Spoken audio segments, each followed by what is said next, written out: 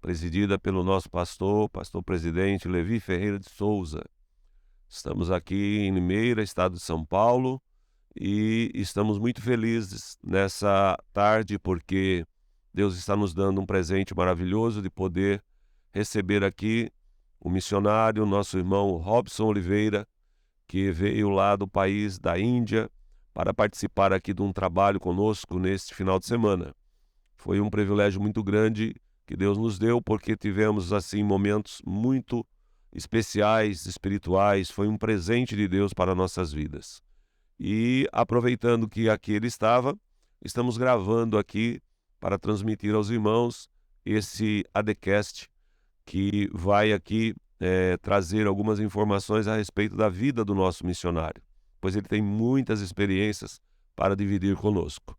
Então é uma alegria poder receber nosso querido irmão. Peço que todos fiquem atentos acompanhando essa entrevista tão especial que Deus nos concedeu. Vamos dar aqui a oportunidade ao nosso irmão Robson para fazer as suas considerações iniciais. Em seguida, estaremos fazendo algumas perguntas para ele. Boa tarde, quase que boa noite, né? É, Aos queridos irmãos aí da mas, Igreja Assembleia de Deus de Limeira. Para mim é um prazer estar aqui nesta AD Guest, poder compartilhar um pouco daquilo que Deus tem realizado nesses anos ali na Ásia, e também muito honrado por estar aqui com vocês. Para mim é como você falou, como é um presente, para mim também é um presente. amém. E graças a Deus estamos aqui nessa oportunidade, querendo realmente receber e dar. Não estamos aqui apenas como um rio que deságua, mas também como uma lagoa que recebe. Muito bom. Então, estamos aqui prontos para responder ou para compartilhar aquilo que a gente puder fazer. Muito bem. Nosso irmão Robson, ele já não é mais um mocinho, né, irmão Robson? Já tem aí alguns anos aí de trabalho, de dedicação na obra do Senhor. E com o tempo, né, sabe que o cansaço vai chegando, né? As dificuldades vão aparecendo. Como é lidar com o impulso de querer ir mais longe, de buscar novos desafios, eh, já com essa dificuldade lhe acompanhando? O senhor está com bastante vigor ainda para ir avante? É, na verdade, é como a palavra de Deus fala, que aqueles que creem, que buscam, que creem, sobem como asas de águias, né? Cansam, sobem, voam e não se cansam. E pela graça de Deus, Deus tem nos dado este vigor, o mesmo que deu a Moisés e Caleb, né?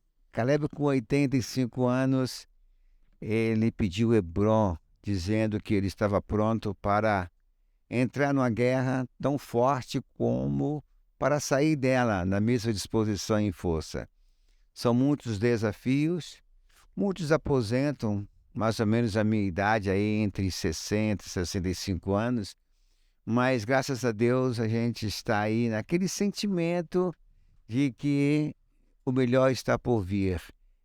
Tudo tem sido como que com um aquecimento. Eu acho que o campeonato, né, não é apenas uma partida, né? O Certo. campeonato está aí por vir e eu quero muito participar desse campeonato e levantar essa taça e depositá-la aos pés do Cordeiro, né?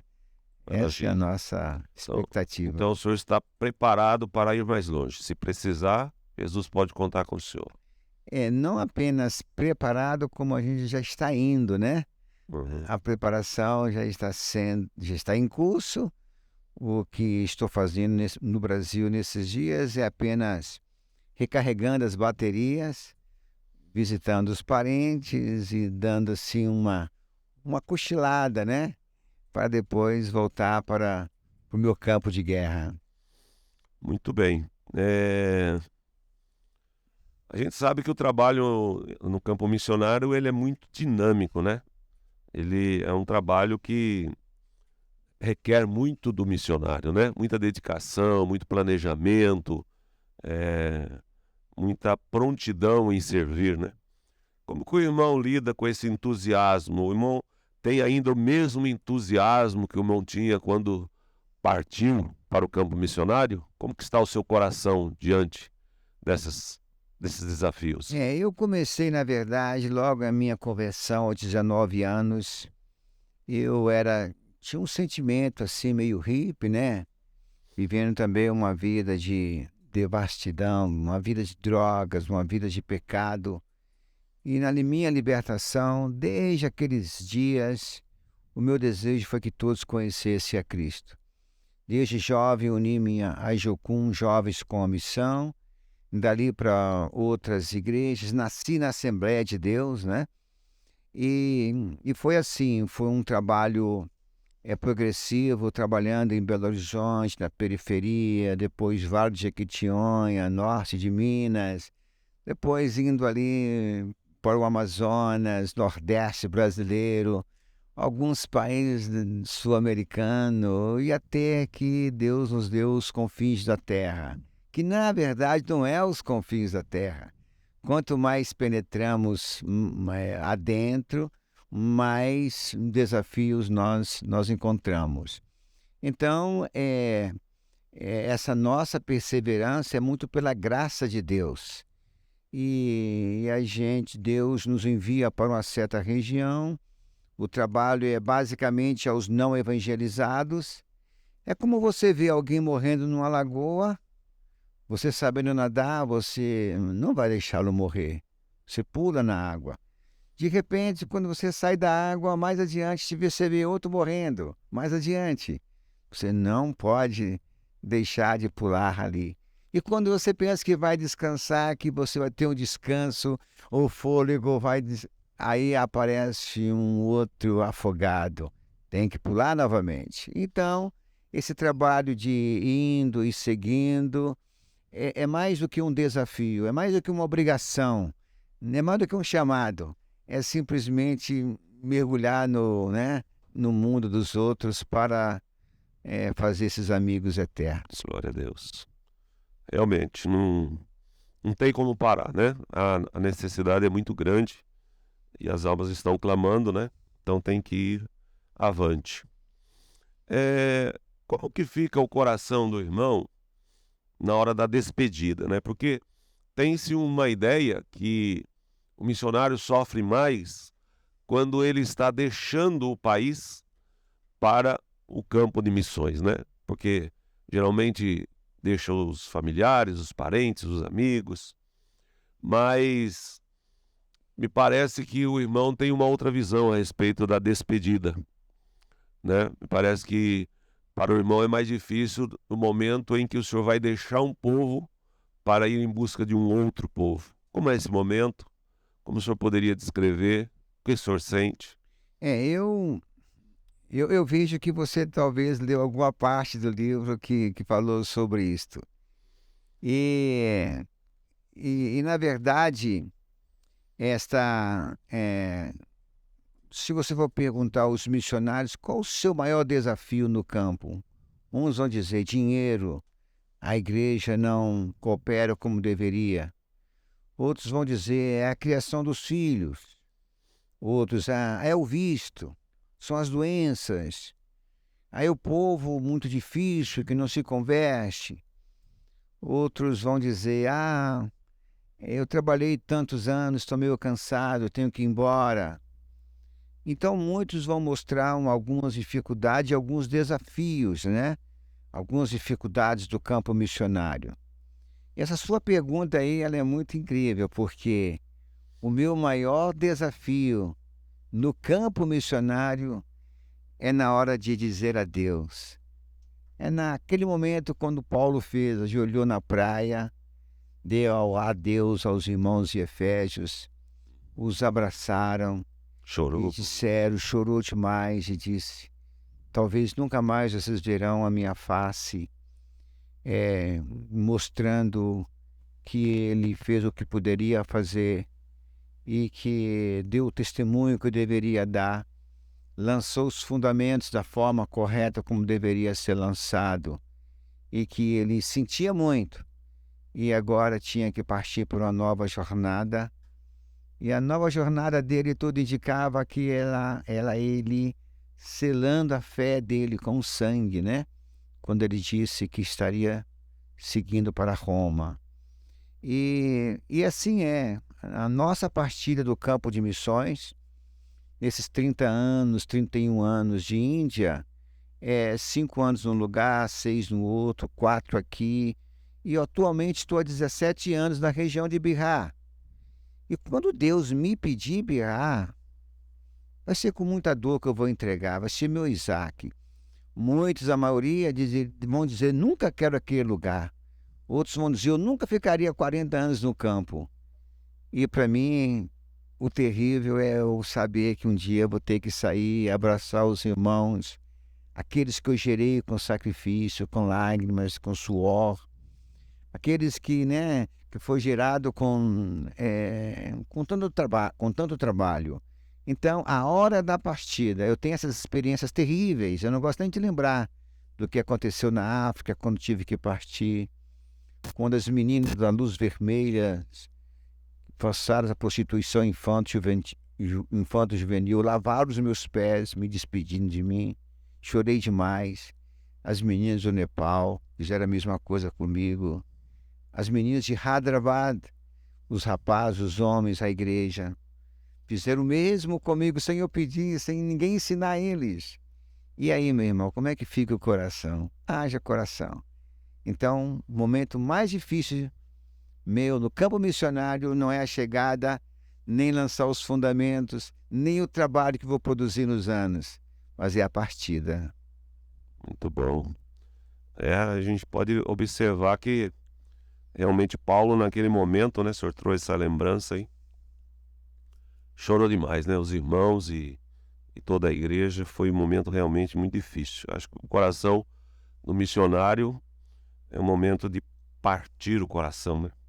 Abrir, de lacerar o coração, porque o amor é tão grande, né? Que nem no caso de Bihar, que o senhor, quando lá chegou, o irmão, quando lá chegou, pegou aquelas crianças ainda praticamente com 3, 4, 5 anos, né? E hoje são tudo mocinhas, que estão algumas casando, né?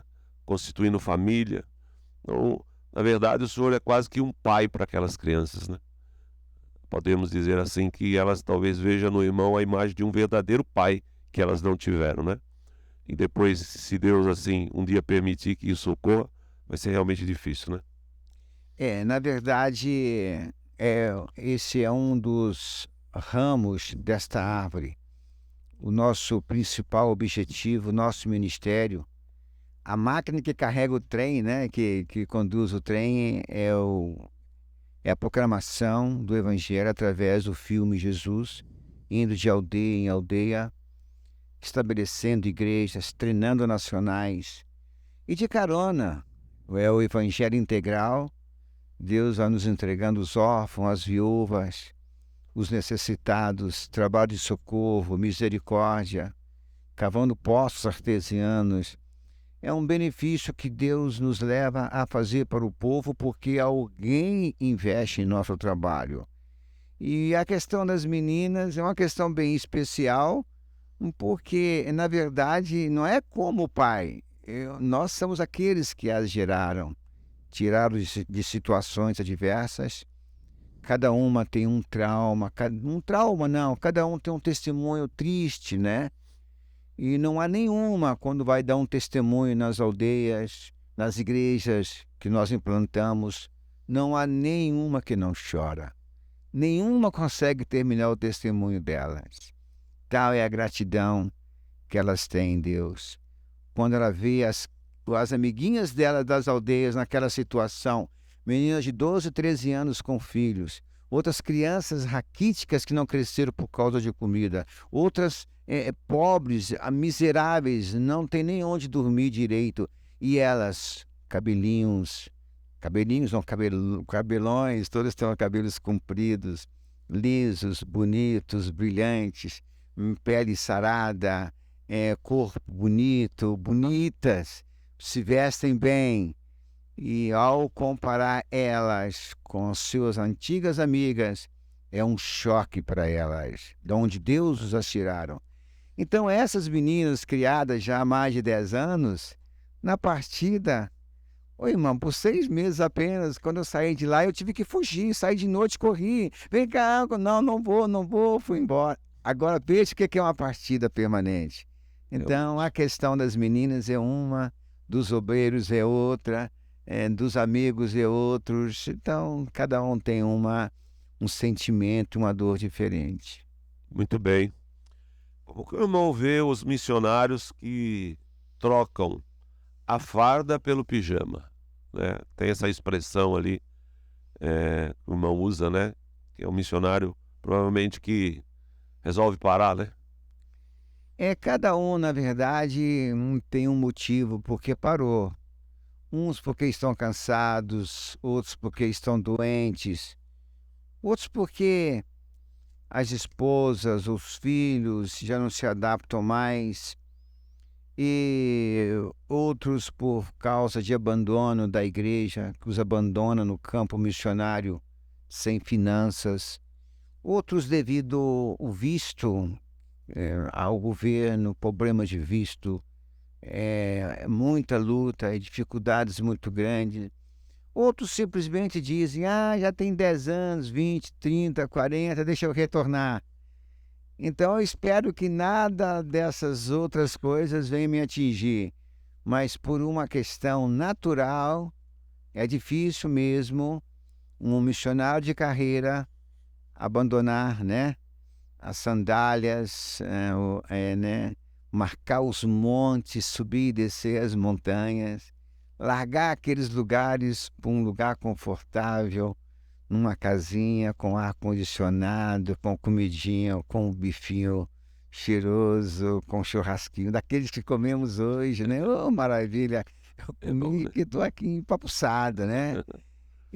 Mas, no geral, é admirável ver alguém que simplesmente escolhe tirar a farda e colocar um pijama. Para mim é incompreensível, porque eu acho que vou tirar a farda quando a terra me comer. Aí já não tem mais farda. Muito bem. Nós vivemos num mundo consumista, né?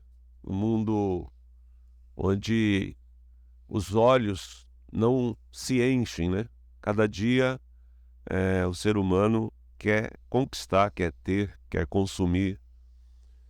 E nesse mundo consumista, né? Nesse mundo materialista, renunciar tudo isso não é fácil.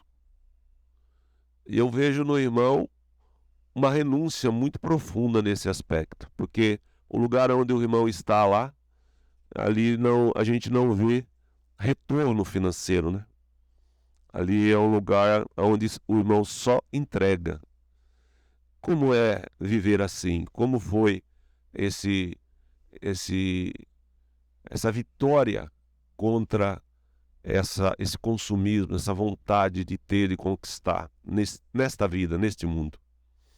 Eu nasci, vivi órfão, muito cedo viciado em drogas, fui um menino de rua, sem controle nenhum. O mundo foi que me musculou, porque eu não cantava com ninguém, não tinha apoio em nenhuma área na vida, não tinha onde dormir adequadamente. Morei numa situação de uma favela, uma mãe que era ausente devido ter que pagar aluguel, ter que comer. E eu não sei se dizer infelizmente ou felizmente, mas o mundo me moldou numa situação onde eu não tive luxo, prazeres assim exuberantes, né? Não viajava, morava numa cidade, eu era, infelizmente, amigos e bandidos, consumindo drogas e etc. Vivi uma vida muito louca para o mundo. Então, quando Jesus me achou e eu disse: Eis-me aqui, eu não tive muito trabalho, eu não senti muita falta do luxo das coisas, dos prazeres do mundo, porque eu já era assim meio hippie. Prova disso é que já no ano seguinte eu peguei a mochila e atravessei toda, quase parte da América do Sul, fui parar lá para divisa com Bolívia, com Argentina, Paraguai, pregando o evangelho. Então eu não esperava muito desse mundo. Eu não tive muito que renunciar. Eu não tive conforto na minha vida. Não tive bons sapatos, boas calçadas, nunca tinha viajado de avião. Parecia aquele bandidinho de favela, né? Vamos dizer assim. E foi eu como um órfão, foi nessa situação que Jesus me encontrou. Então hoje, para mim, eu aprendi a viver dessa maneira. Eu não tenho muito que escolher, que achar, que querer, que gostar. Eu poderia hoje, nesse exato momento, eu poderia ter tudo. Eu poderia. Hoje eu tenho muito para dar, no sentido daquilo que eu era. E vivendo ali naquela escassez, né, naquele caos completo, falta de estrada, de comida, as intempéries do tempo, muito calor, muito frio. Eu fui uma criança que levantei várias noites, não conseguia dormir de frio. Eu levantei com a barriga doendo e minha mãe dizia: Não, isso é verme, meu filho, amanhã eu vou te dar remédio. Mas era fome, entende? Então hoje, para mim, é normal, não tem muito o que lutar. A maior luta é para aqueles que têm tudo isso, têm todo o conforto e saem do seu barquinho seguro para pular no mar bravo. E graças a Deus, Deus me ajudou. Eu tomei as experiências passadas, estou as usando para que Deus seja glorificado, de maneira que eu entrego as coisas que não é sacrificial para mim. Sacrificial para mim é eu vir para a cidade, vir aqui para Limeira e ficar aqui, sabe, na igreja, como pastor de uma igreja, ou sei lá, como presbítero, diácono. Aí sim, aí já é renúncia. E graças a Deus, eu acredito que Jesus não vai me pedir esse Isaac. Tá certo.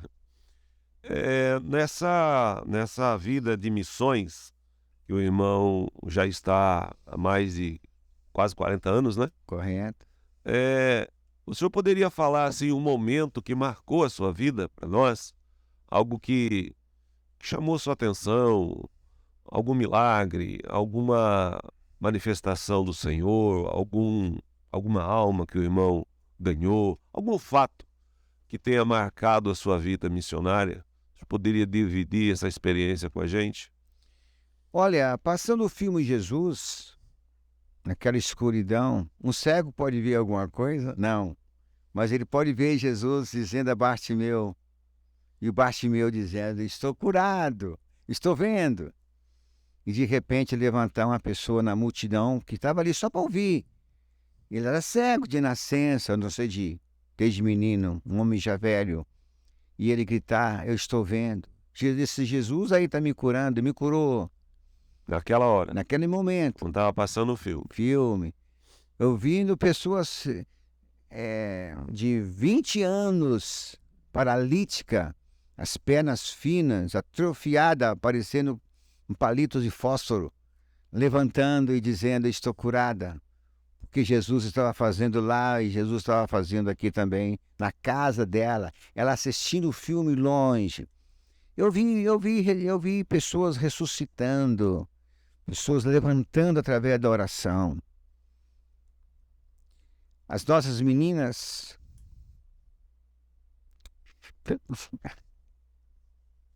Glória a Deus. É difícil a pergunta, irmão. Porque as nossas meninas estavam perdendo a mãe delas, que tomava conta delas. Estava morrendo. Elas rodearam e falaram com Deus.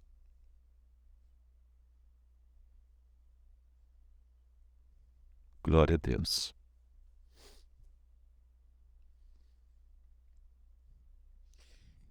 De Deus, um dia fomos órfãos. Vamos ficar órfãos novamente? Aquela irmã que estava praticamente entregando os últimos momentos de vida, que era a mãe delas, as obreiras dela. Ela levantou-se, A Dorca delas. exatamente, completamente curada. Estava paralítica de um lado, não podia andar de um lado. Jesus a curou completamente. Nenhum dos médicos, ninguém sabe entender como é que uma pessoa que tem um AVC, tem um lado todo paralisado, se levanta e fica perfeito. A boca toda cheia de feridas, magérrima, e de repente ela está completamente nova e restaurada. Milagres como Milagre. esse a gente tem visto muito. Mas um dos maiores milagres que eu vi foi pessoas levantando no meio das multidões e dizendo: eu quero esse Jesus, eu quero esse Jesus. Por que vocês demoraram tanto a chegar aqui? Eu quero esse Jesus. E outros dizendo: por favor, o que vai acontecer agora com meus parentes que não tiveram oportunidade de ouvir o que eu estou ouvindo? E outros dizendo: que livro maravilhoso, porque eu não conhecia esse livro antes. São tantas as emoções, irmão, que haja Difícil. coração, né? Muito bem. Conversando com o irmão esses dias agora, o senhor me contou um fato do relógio. Como nosso tempo, infelizmente, não é muito grande, e aquele fato do relógio me marcou. O senhor disse que foi um dos momentos que Deus mais falou ao seu coração. O senhor poderia repetir esse fato para nós aqui, como que foi? Ah, aconteceu isso em Itaparica, ali na Bahia, naquela quando você pega um barco de Salvador e vai para Itaparica, a 100 metros da praia tem uma pequena ponte onde há duas escadarias, onde os barquinhos menores aportam ali a pessoa sobe e desce para ir e vir. Itaparica, Salvador, Salvador, Itaparica. 100 metros mais ou menos mar adentro. Tinha umas 3 crianças brincando. Estavam ali e uma delas caiu no mar com ataque epilético. E aquelas crianças tentaram tirar o seu amigo, mas não conseguiram. Nisso eles gritaram por socorro. E um pescador que estava bem no pé da ponte, lá perto da praia, veio correndo e olhou a criança e viu a criança se debatendo. E um dos meninos gritou bem alto: moço, pula, salva nosso amigo, o senhor sabe nadar. E ele, vendo a situação melhor, calculando onde ia pular, qual ângulo pular, o momento de pular, a maré estava alta, não dava para pular, a maré estava baixa, não dava para pular.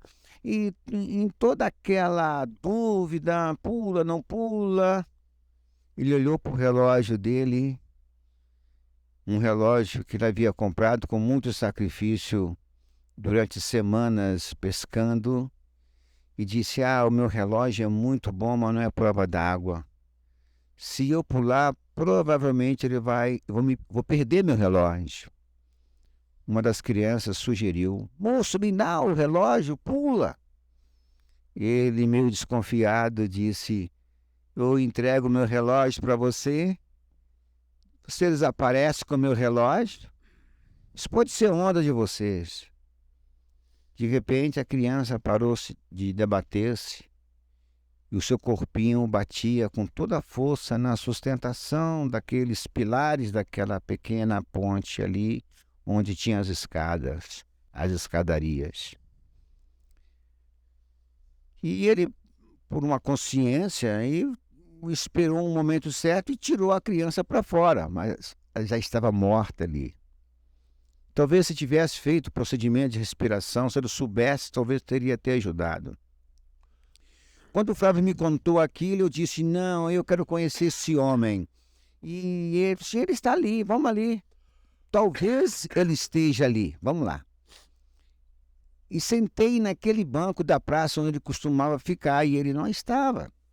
Sentado ali, eu frustrado, pensando na tragédia que foi aquilo e pensando comigo, esse homem é um covarde, trocar um relógio por uma criança é uma coisa maluca, esse cara vai ser conhecido no inferno como o eterno covarde, isso não se faz, não se troca uma criança por um relógio. Mas naquele momento o Espírito de Deus me disse, Robson, levanta-te, eu quero falar contigo.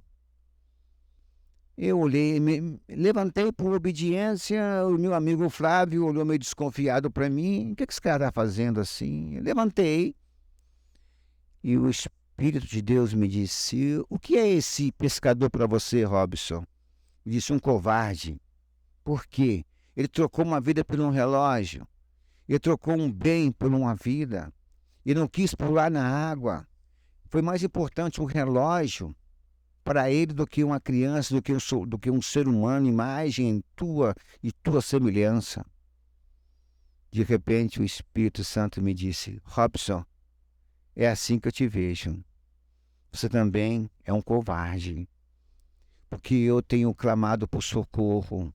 Pule no mar do hinduísmo, pule no islamismo, pule lá na África, na Ásia, na África, e salve aquelas vidas que estão perecendo, que nada sabem, que não sabem nadar, que estão com seus ataques epiléticos, com suas loucuras.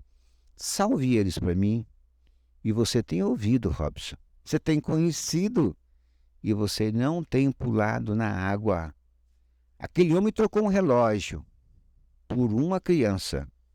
E eu te pergunto, qual é o teu relógio? Meu Deus. Por que você não quer pular? Tirei meu relógio de forma simbólica e disse então a Deus, toma aqui, Deus. De hoje em diante estou pronto para pular na água. Meu relógio era meu ministério, minha vida na cidade, minhas andanças pelo Brasil, meu conforto, meu carro, minha casa, minha vida, meu patrimônio, o que eu tinha de melhor no Brasil. Os hotéis, porque eu era convidado para ir para as igrejas pregar. Naquele momento, então, eu disse a Deus, Deus, eu renuncio tudo isto. E no ano seguinte estava na África. E foram centenas e centenas os afogados que tiramos para fora. E aí, né, deu-se que agora eu sou um viciado na adrenalina espiritual de missões. Muito profundo, né, irmãos? Veja o que é uma chamada, né? Como Deus fala e a forma como Deus conduziu essa situação para verdadeiramente fazer do Robson esse homem que largou tudo por amor às almas. Meus irmãos, o nosso tempo não é muito longo, infelizmente nós temos ainda 7 minutinhos, e eu vou deixar esse período agora para o irmão Robson fazer as considerações finais, falar aquilo que o irmão sentiu no seu coração e se despedir dos nossos irmãos. Fica o convite para voltar novamente, né?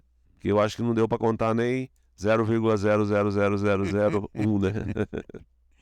Fique à vontade, querido. E nós temos esses quase 4 décadas de missões, nós produzimos 4 livros, e esses 4 livros, eles resumem os anos nossos de missões. Um livro é Missões na África, o outro é Índia, Fronteira do Sonho, na busca do povo Concani para Jesus.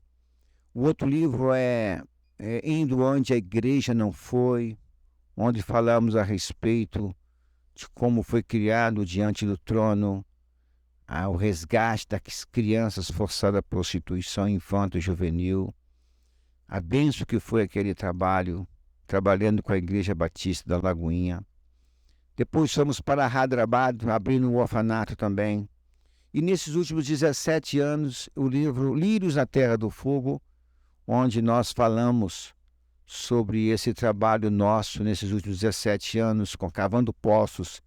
Já cavamos mais de 300 poços, distribuindo literatura, roupas, comida, recolhendo órfãos. Eu, como jornalista, impedindo que muitas crianças sejam traficadas, eu trabalho contra o tráfico humano. Então esses livros falam sobre esse trabalho. E o último é Via Dolorosa de Radonan. É uma vida que nos mostra o que é o inferno, a vida após a morte, que é extremamente impactante, que vai te levantar e vai te incendiar para você restaurar-se primeiro e depois fazer missões. E estamos aqui nessa cidade hoje, te convidando para você estar aqui. Temos esses livros aqui para serem vendidos. E estarei retornando amanhã para Belo Horizonte. E será um prazer muito grande estar por aqui. Uma honra para mim. E espero um dia, se assim Deus permitir, retornar aqui. E agradecido aí pela sua atenção, pelo seu carinho, pela forma como vocês têm nos recebido. E em tudo isso, glórias a Deus. Aleluia. Muito obrigado, irmão Robson. Nosso coração já está chorando, né? Pela despedida, que vai se dar ainda amanhã, mas a gente já... Parece que missionário tem o dom de fazer a gente amar, né? Mas eu quero agradecer aqui ao nosso irmão Robson, sua esposa, por ter ficado esses dias conosco, nos dado essa honra, esse presente. Para mim foi um presente de Deus, porque eu amo missão e gosto muito de estar envolvido com esse trabalho. Agradeço o Senhor. Espero que não fique só nessa vez, né? Aleluia. Que a gente possa ainda desfrutar de momentos maravilhosos. Que Deus abençoe o irmão, Deus abençoe o André, meu filho, que proporcionou esse momento. Nosso irmão Anthony aqui, que está também nos ajudando. Maravilhoso, Anthony. Muito obrigado aí Obrigado, pelo seu querido. trabalho. Aleluia. Um forte abraço a todos. Deus abençoe e até breve. Aleluia.